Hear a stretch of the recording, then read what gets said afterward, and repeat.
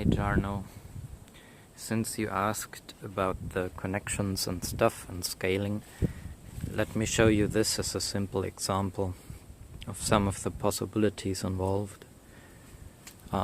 This is a foldable 8-eyes, just as the straw model that I make, where I call it the model of paradigm shift.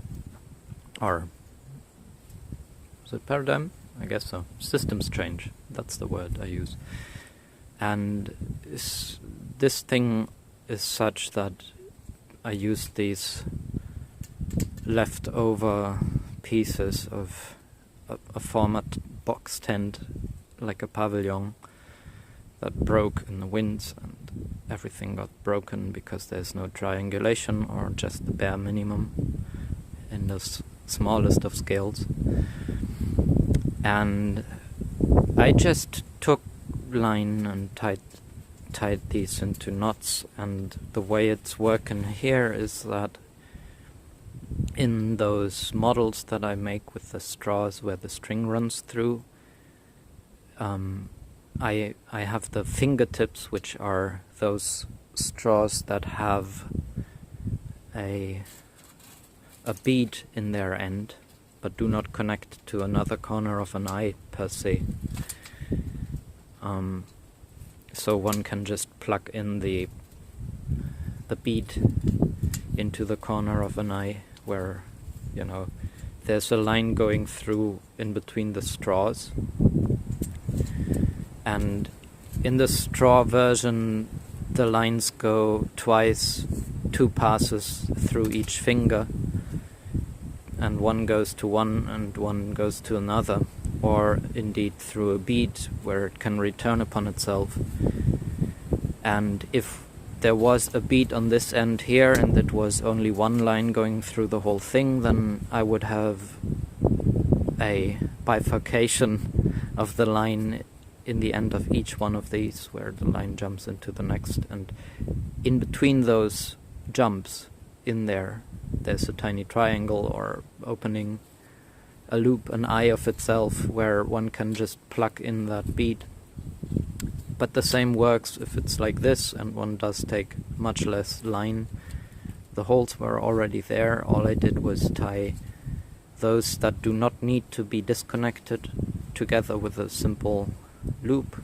And I think this is looks like a bowline or sheet bend. And then I have on the ends of those fingers that do connect and disconnect, where we find the fingertips, which would otherwise be the beads.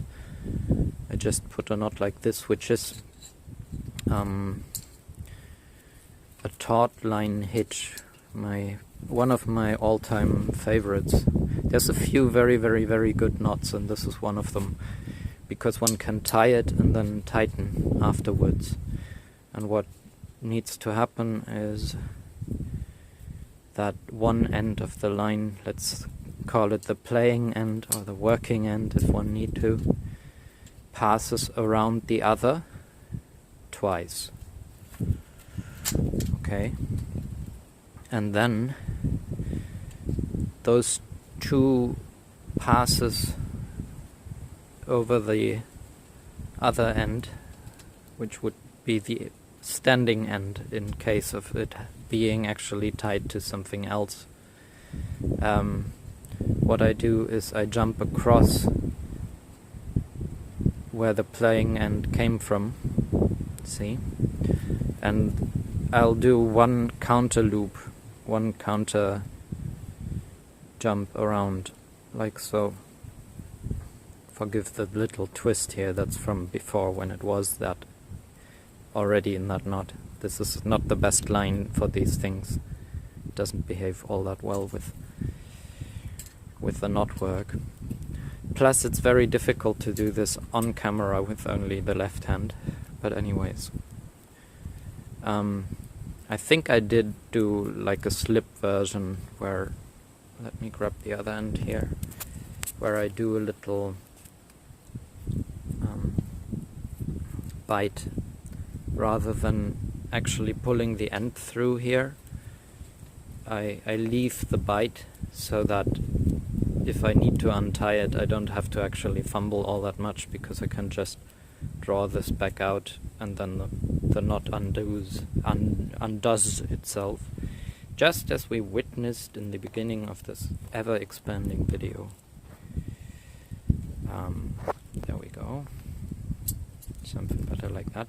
It's very important for this knot to be tight, so it's, I mean, tight and tight.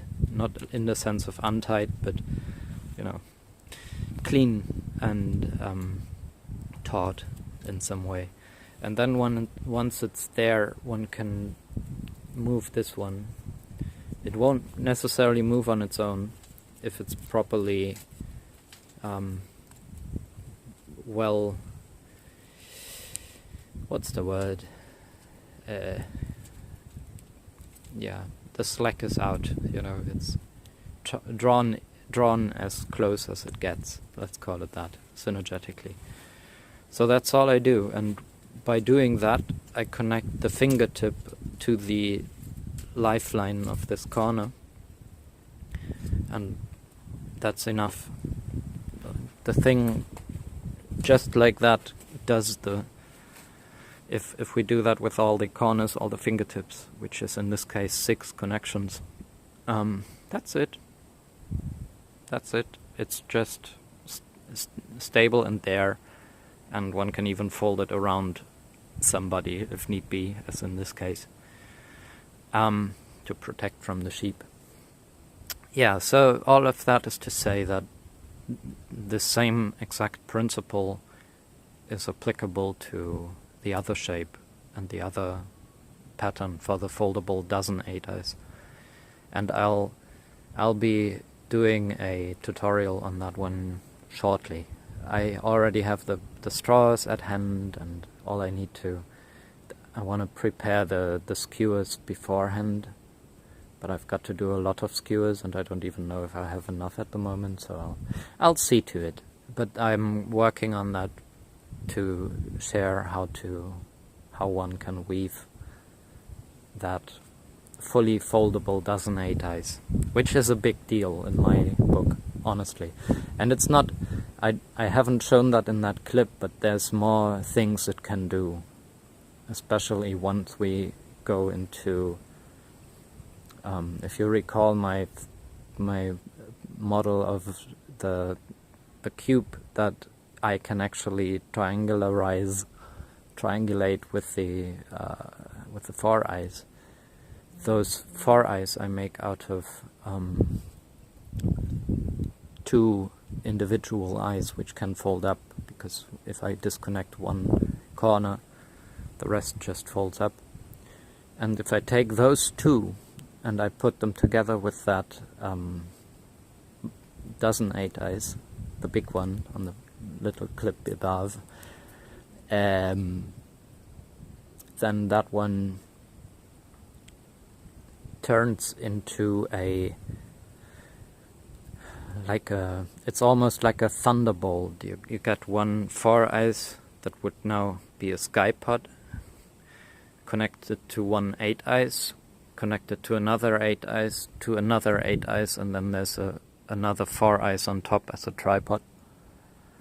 And that's a whole lot of things, you know. It's a fun thing, I bet. And if I even, I mean, this material is like very unhappy being boxes, you know. It's like, look how these corners go together and how it's all, it looks like it's traumatized because it's been boxed all its life. And if this was all round, it would be much more comfortable in this, and it would be a lot more strong and stable.